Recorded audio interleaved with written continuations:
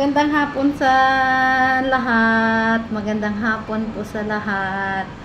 Ngayon is Tuesday na. Diyos ko, ang bilis ng araw. Patapos na yung August. O magde-December na naman, di ba? Ay, nako, ang saya-saya ng buhay. Sa Tibats, may nagsasagutan. May nagsasagutan sa Tibats. Isang lalaki at saka isang babae. Diyos ko, biruin mo ba naman, kababae mong tao, makikipagsagutan ka sa lalaki? Kahit na binabalahura ka na, makikipagsagutan ka pa din. Diyos ko, ano yun, popularity, ganon? Makikipagsagutan ka para sa popularity mo, ganon? Ay, Diyos ko, nakakahiya as in, Diyos ko. Tapos, may mga anak kang babae, tapos ganyan ka sa social media, nakikipagbalahuraan ka sa mga lalaki. Oh my God! Ang sakit sa damdamin. O, diba? Mabuti sana kung lalaki ka, kasi ang lalaki, diba? Ang lalaki, walang mawawala sa kanila kasi patayuin mo, paupuin mo, o pahigain mo, kahit patihaya pa yan, o lalaki pa din yan. Ay kung ikaw babae ka at makikipagbalahuraan ka sa lalaki, saan ang respeto sa katawan mo? Paano ka re-respetuhin ng tao kung ganon? Diyos ko, nakakahiya, as in, nakakahiya talaga, as in, grabe, inay ko po. Ano kaya masasabi ng pamilya niya, no? Diyos ko. Tapos, ipagpapalit mo yung dignidad mo, dignidad mo sa YouTube mo, sa tawag dito, sa fame, ipagpapalit mo yung dignidad mo. Oh my God, nakakahiya. As in, totaling nakakahiya. O, diba? Ang daming kaaway. Tapos lahat ng masasama sa kanya inilalabas. Oh my God. Nakakahiya ka na talaga. Diyos ko. Alam nyo sa totoo lang, yan sila ang tinaguri, ang mga mga supporter daw ni Migs. O tapos, di ba, yung ibig sabihin, yung ina-idolize mo, hindi nakikipagbalahuraan sa social media, tapos yung mga supporter mo, nakikipagbalahuraan sa mga lalaki. Oh my God! Oh my God, as in. Hindi ba nakakaya yung ganon? Ha? Ano makukuha niya sa pakikipagsagutan niya? At saka ang galing-galing nilang gumawa ng isyu. Si Chami na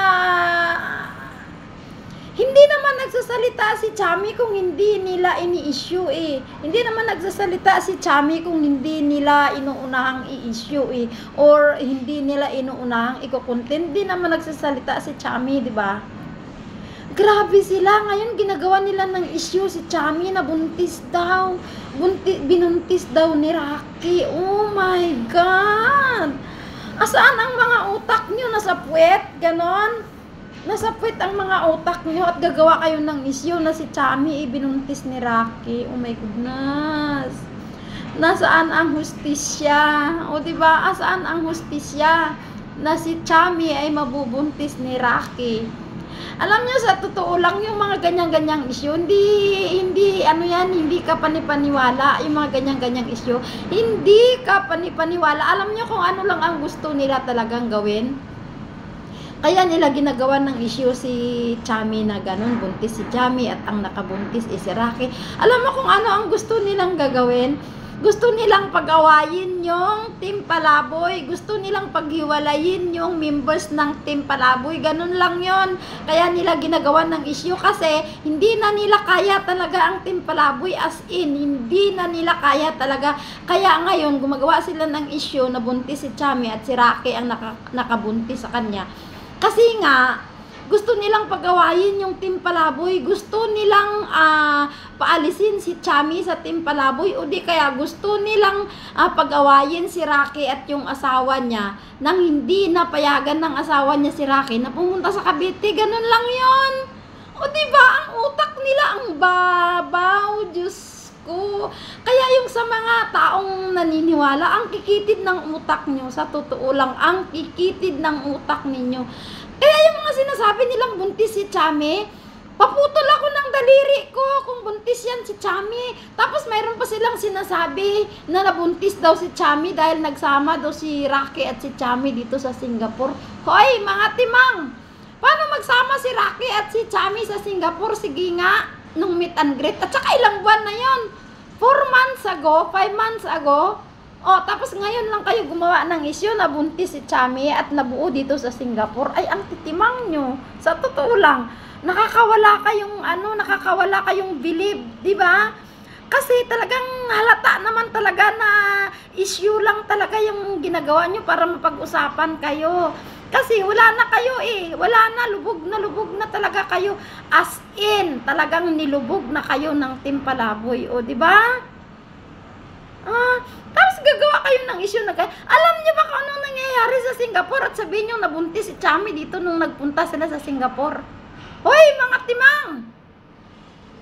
Unang-una, dumating si Rocky at si Ken, sinundo namin sa airport. Nung dumating si Rocky at si Ken, sinundo namin sa airport, saan sila tumuloy? Sa bahay ni Tita Josepea. O, doon silang dalawa tumuloy. Ilang ano sila doon? 2 araw sila doon. O, tapos nung sumunod na sila Tita Nora, na galing ng Malaysia, kasi sila Chami, doon sila dumiritso sa Malaysia, di ba? Sama-sama sila doon sa Malaysia, dumaan kay Tita Nora, di ba? So, nung dumating sila dito sa Singapore, ayun, nagsama-sama na sila doon sa home team. Sa home team sa Bidok. O, di ba? Paano nyo masasabi na nabuntis si Chami dahil kay Rocky? Sige nga, paano nyo masabi? Ipaliwanag nyo nga, mga tanga. Ang bububo nyo sa totoo lang. Ang bububo nyo mag-isip para sirain ang Team Palaboy. Hindi ganon.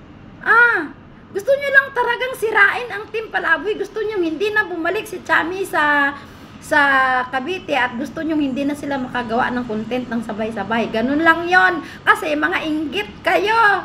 Ganun lang. Yung mga nagko-comment sa mga live na ganyan-ganyan gumagawa na naman ng issue tungkol kay Rocky at saka kay Chami, di ba? Paano nyo nasabi na nabuntis si Chami dito sa Singapore dahil nagsama-sama sila? Hoy, mga alinganga! Hindi nyo ba alam na sama-sama sila sa isang bahay? At ang kwarto ang tulugan ng mga lalaki hiwalay sa tulugan ng mga babae. O, di ba? Andyan sila Tita Nora, sila Nanay Joros, sila Tita Sepsi. O, pag umalis sila, pag tanghali, sabay-sabay silang umaalis ng bahay. O, di nyo ba alam yon mga timang? Naku, Diyos ko! Ang bububo nyong gumawa ng issue para masira ang Team Palaboy. Sa totoo lang, ang bububo nyo. Ganun lang yun. Kasi talagang halatang lubog na kayo. Pag hindi nyo ginawa ng issue ang Team Palaboy, wala nang manonood sa inyo. Kaya issue na lang kayo ng issue. O, diba? Kaya yung mga pinagagawa nyong issue yan, sirang-siraan na yung community ni Migs. Kayo ang sumisira sa community ni Mix. Ano ang sabi ni Bunso noon? Ang gagaling ninyo, ang babait ninyo. Mga putang ina, saan ang babait sa inyo dyan? Sino ang mababait sa inyo? Mga abnormal. Meron bang mababait sa inyo?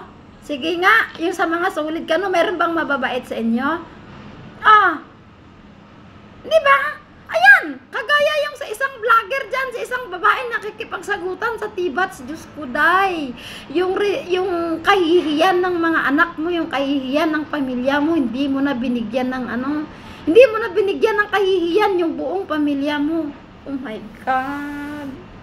Diyos ko, hangang-hanga pa naman ako sa'yo dati. Hangang-hanga ako sa'yo. O, diba? Tapos ngayon, ganyan ang ugali mo, nakikipag-away ka sa Tibats. O, diba? Alam mo na wala kang kapanapanalo kay AC. Tapos nakikipagsagutan ka sa Tibats. Oh my God! Ito lang payo ko sa inyo ha. Tigilan nyo na yung paggagawa ng issue about sa Team Palaboy. Tigilan nyo na yung mga ginagawa ninyo na mga issue para masira nyo yung Team Palaboy. Kasi wala nang naniniwala sa inyo. Alam nyo kung bakit? Puro kayo mga dami Sino maniniwala sa inyo? Siguro kung ilabas niyo yung mga tunay nyong account, siguro may maniwala pa sa inyo. Yung mga ganyang dami, tapos gagawa kayo ng issue. Wala nang maniwala sa inyo. Totoo lang. Sa totoo lang. Kaya advice ko sa inyo, tigilan nyo na yung Team Palaboy. Huwag nyo na silang gawan ng issue. Kasi kahit anong gawing issue ninyo, hindi kayo mananalo sa kanila. Wala kayong kalaban-laban. Kasi baon na kayo. Bagsak na kayo. Intindihin nyo yung, paangatin nyo yung, yung views ni Bunso. Oh, ibig sabihin, kami lang ang nanonood ng vlog ni Megs, ng live ni Megs. Kasi ganun na lang kababa ang ang views niya ngayon. Sabihin, kami na lang ang nanonood, kami na lang talaga ang solid. Akala ko ba mga solid kayo? Paangatin nyo. Try nyo paangatin yung YouTube channel ni Bunso, mga timang. Hindi yung nakikipag-away kayo sa mga tao na alam nyo naman na ni minsan hindi kayo manalo-nalo sa kanila. Ay naku, Diyos ko. Advice ko sa inyo, tigilan nyo na yung paggagawa ng issue about sa Team Palaboy. Nang hindi na kayo mababalahura, nang hindi na rin madamay si Jetro, at nang hindi na rin madamay si Bunso. Kasi sa tuwing gumagawa kayo ng issue, ang balik kay Mix at saka kay Jetro, sa totoo lang. Sa dalawang tao bumabalik ang issue, hindi sa inyong mga tanga kayo. Ayun ang itatanim nyo sa utak mo, yung mga animal kayo. Diyos ko, tinagurian kayo. Sabi ni Bunso, ang babait nyo. Ang gagaling ninyo. Asan yung magagaling? Asan yung mababait? Mababait sa puwit nyo. Ganon. Parang mga timang eh. Tigilan nyo na yung kaka-issue sa Team Palaboy nang hindi na sila matrigger at nang hindi na rin mabalahura si Bunso at si Tatay. Ganon. Tigilan nyo na. Mga timang.